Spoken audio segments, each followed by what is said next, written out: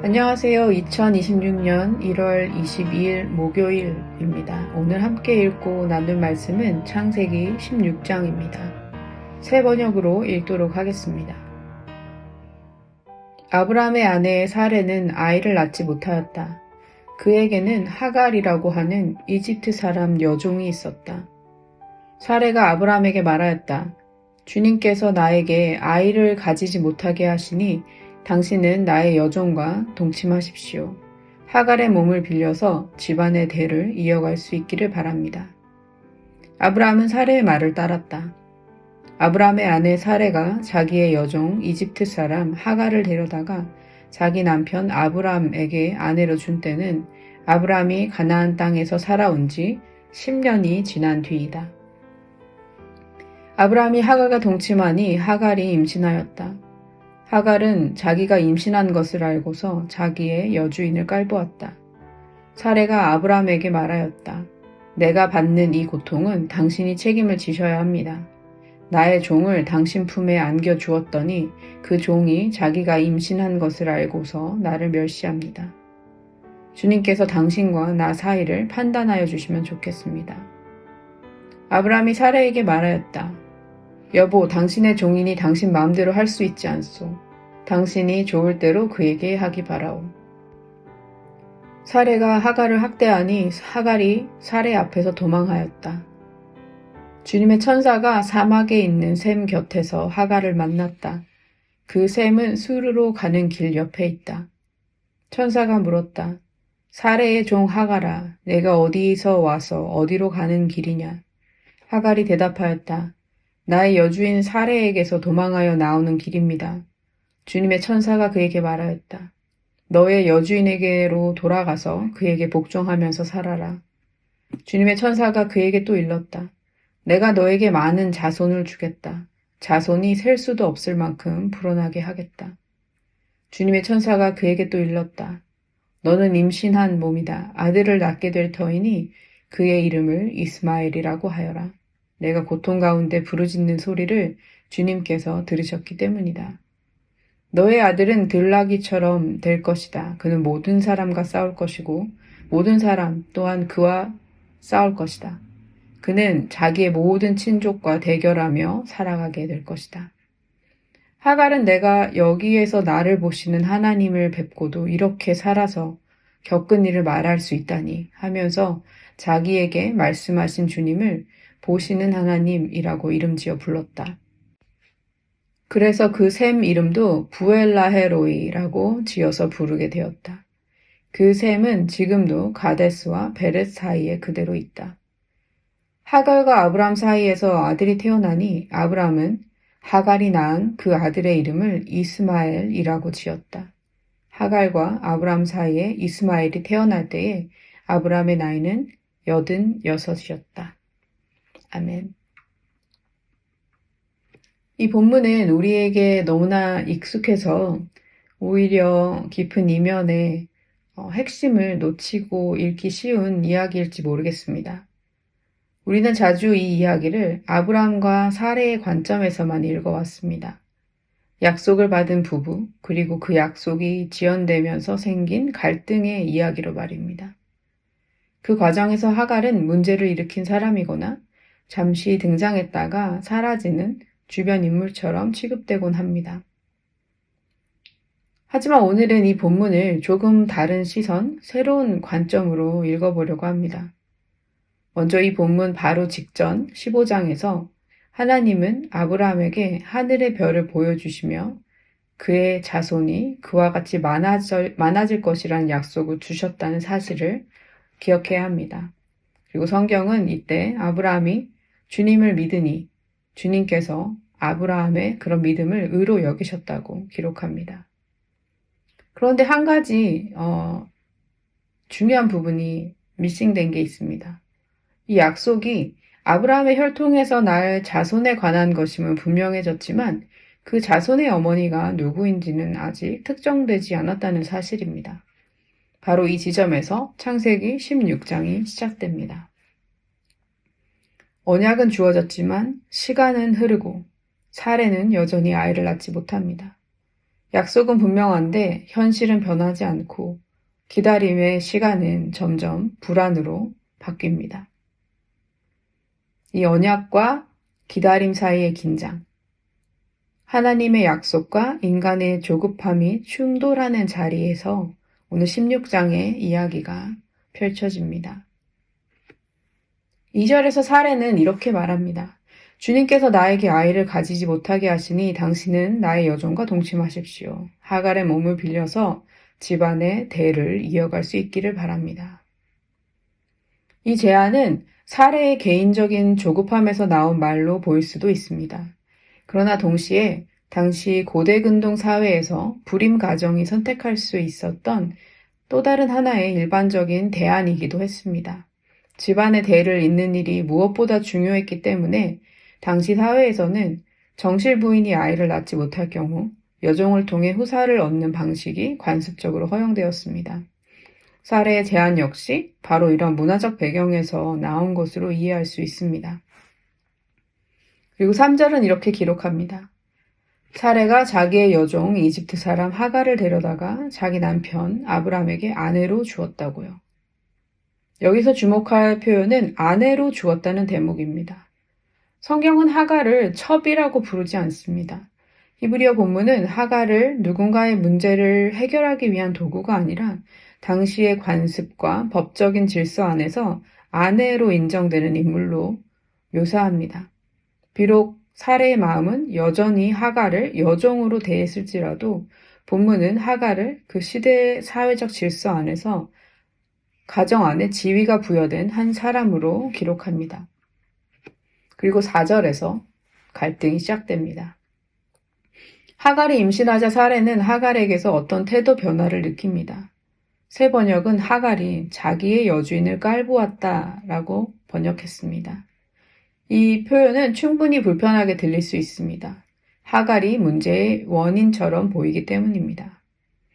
하지만 여기 사용된 히브리어 원어와 당시 사회 문화적 배경을 고려해 볼 때 우리는 이것이 하갈이 단순히 악한 사람이어서 사례를 모욕했다라는 식으로 단순화하기보다는 임신을 통해 자신의 사회적 존재 가치가 올라갔다고 인식한 하갈이 드러낸 그녀의 심리와 태도의 변화로 이해할 수도 있을 것 같습니다. 고대 사회에서 여성의 명예와 위치는 출산 능력과 연결되어 있었고 특히 아들을 낳을 가능성은 곧 지위를 바꿀 수 있는 요소였습니다. 종이었던 하갈이 갑자기 사람이 된 것처럼 순간 경험했을 수도 있고 그러니 그 변화가 미묘한 우월감으로 드러났을 수도 있겠죠. 바로 이어서 5절에서 사례는 아브라함에게 항의합니다. 내가 받는 고통은 당신 책임이다. 여기서 사례는 분노하고 억울해합니다. 그런데 더 결정적인 장면은 6절입니다. 아브라함이 말합니다. 당신의 종이니 당신 마음대로 하시오. 하갈은 그들에게 여전히 종의 위치에 있습니다. 그리고 사례는 하갈을 학대했고 하갈은 도망합니다. 아브라함은 안타깝게도 갈등을 중지하지 않습니다. 책임을 회피하는 것처럼 보입니다. 하갈을 아내로 들여놓았던 사람이 갈등이 생기자 다시 당신의 종이라고 말하며 하갈을 자신과의 관계 밖으로 밀어냅니다. 하갈이 갈등 속에서 더 이상 아내가 아닌 처분 가능한 존재가 되어버렸습니다. 약속을 기다리지 못하는 인간의 조급함은 많은 경우 가장 힘없는 사람에게 그 대가를 먼저 치르게 만듭니다. 그래서 하갈은 광야로 내몰리게 되었습니다. 임신한 몸으로, 외국인으로, 보호받지 못한 채 생존이 불확실한 광야를 걷고 있습니다. 그런데 바로 그 광야에서 성경은 놀라운 반전을 보여줍니다. 7절입니다. 주님의 천사가 사막에 있는 샘 곁에서 하갈을 만났다. 새 번역은 만났다라고 번역하지만 이 동사는 찾아내다, 발견하다의 의미를 함께 지닙니다. 즉 하갈이 하나님을 찾아간 것이 아니라 하나님께서 하갈을 찾아오신 것입니다. 밀려나고 버려져 도망치는 그 자리에 하나님께서 먼저 오십니다. 그리고 9절에서 하나님의 천사는 하갈에게 여주인에게로 돌아가 복종하면서 살라고 말합니다. 이 말은 언뜻 가혹하게 보일 수 있습니다. 하지만 이것은 하갈을 다시 학대 현장으로 몰아넣는 것이 아니라 하나님의 약속이 성취되기까지 하갈과 그 태중의 아이를 보호하시려는 하나님의 섭리적 조치로 읽을 수 있습니다. 무방비 상태의 광야보다 갈등이 있더라도 아브라함의 울타리 안에서 이스마엘이 자라나게 하시려는 하나님의 배려였던 것은 아닐까요? 그리고 하나님의 천사는 하갈에게 이렇게 약속합니다. 내가 너에게 많은 자손을 주겠다. 자손이 셀 수도 없을 만큼 불어나게 하겠다. 아들을 낳게 될 터이니 그의 이름을 이스마엘이라고 하여라. 주님께서 너의 고통 가운데 부르짖는 소리를 들으셨기 때문이다. 하갈과 이스마엘은 버려진 존재가 아니라 들으시는 하나님의 돌보심 아래 있는 존재로서 성경 안에 기록되어 있습니다. 그리고 하갈이 받은 이 약속은 놀랍게도 아브라함이 받았던 약속과 매우 닮아 있기도 합니다. 물론 12절에 등장하는 너의 아들은 들나귀처럼 될 것이고 모든 사람과 싸울 것이다 라는 말씀은 오해의 소지가 있습니다. 마치 이스마엘이 본질적으로 폭력적이거나 저주받은 존재인 것처럼 읽히기도 하기 때문입니다. 그러나 이것은 본문이 말하려는 핵심이 아닙니다. 고대 근동에서 들나귀는 저주의 상징이라기보다는 길들여지지 않은 자유로운 또 광야에서 살아남는 강인함의 이미지가 있습니다. 또한 싸움이라는 표현도 유목 세계의 생존 조건인 물과 땅과 이동 경로를 둘러싼 긴장을 사실적으로 묘사하는 언어로 사용될 때가 많습니다. 중요한 것은 이것이 명령도 저주도 아니라는 점입니다. 하나님은 너는 이렇게 폭력적으로 살아라 라고 명령하신 것이 아니라 오히려 그 삶이 쉽지 않을 것을 아시면서도 그럼에도 불구하고 그를 돌보시겠다고 말씀하신 것이 아닌가 싶습니다. 이스마엘은 언약의 중심 계보에는 속하지 않았을지 모르지만 하나님의 돌보심과 응답 바깥에 있는 존재는 아니었습니다. 그의 이름이 뜻하는 들으시는 하나님, 하나님께서 들으셨다. 이 의미가 그것을 분명히 증언한다고 생각합니다. 이에 하갈은 성경 인물 가운데 처음으로 하나님께 이름을 붙여 부릅니다. 보시는 하나님, 엘로이. 성경에서 인간이 하나님께 이름을 지어 부르는 행위는 매우 이례적입니다. 그런데 이집트 출신 여종이었던 하갈이 하나님을 만나고 그분을 고백한 사람이 되었다는 것은 참으로 놀라운 일입니다. 우리는 성경을 읽을 때 종종 우리 자신을 아브라함이나 사레의 자리에 놓고 읽는 경우가 많습니다. 하지만 현실에 우리는 더 많은 순간 어쩌면 하갈의 자리에 서 있을지 모릅니다. 존재감 없고 여기저기로 밀려나기도 하고 누구에게도 보호받지 못한다고 느끼는 자리 말입니다. 오늘 본문을 통해 우리가 볼 수 있는 것은 하나님은 중심에만 계시지 않다는 사실입니다. 하나님은 당신의 성전이나 제단에서만 들으시는 분이 아니라 광야의 샘 곁, 곧 인생의 가장 낮고 외로운 자리에서 터져 나오는 울음을 가장 먼저 들으시고 그 자리로 직접 찾아오시는 분이십니다. 또한 오늘 본문은 언약이 특권이 아니라는 사실을 명확히 상기시켜 줍니다. 언약은 특권이 아니라 소명입니다. 약속을 받았다는 이유로 다른 일을 함부로 대할 수 없습니다. 하나님은 주변부로 쫓겨난 자의 고통을 외면하지 못하시는 긍휼의 하나님이십니다. 그러므로 언약 공동체의 정체성은 선택받음이 아니라 하나님의 긍휼을 닮는 삶으로 증명되어야 합니다.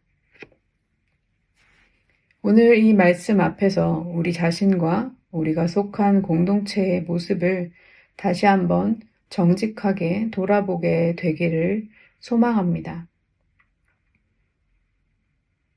나눈 말씀을 생각하며 함께 기도하겠습니다. 하나님 아버지, 오늘 말씀을 통해 고통받는 자의 신음과 울음을 외면하지 않으시는 당신의 사랑과 긍휼을 발견합니다. 우리는 약속을 안다고 말하면서도 기다림 앞에서 쉽게 조급해지고 하나님의 뜻보다는 우리의 방식으로 문제를 해결하려고 할 때가 너무나 많습니다. 사람의 조급함이 아니라 하나님의 약속과 하나님의 때를, 당신의 뜻을 신뢰하며 또 그렇게 믿음을 자라게 하는 경험을 하게 하시고, 언약을 말하면서도 누군가를 함부로 대하거나 배제시키지 않도록 우리의 삶과 공동체를 당신의 사랑으로 채워주시기를 기도합니다. 말씀을 안다는 이유로, 언약 안에 있다는 이유로 타인의 어려움과 아픔을 가볍게 여기거나 무관심했던 순간들이 있었다면 주님, 우리의 차갑고 굳어진 마음을 고쳐주십시오. 광야에서 하갈을 먼저 찾아오신 하나님, 우리가 보지 못했던 자리, 우리가 지나쳐왔던 고통의 자리에도 주님께서 이미 그곳에 계셨음을 기억하게 하시고, 우리 또한 그런 자리에 주님의 손과 발이 되어 치유하고 돌보고 생명을 살리는 하나님의 사람으로 살아가게 해주십시오. 예수 그리스도의 이름으로 기도합니다. 아멘.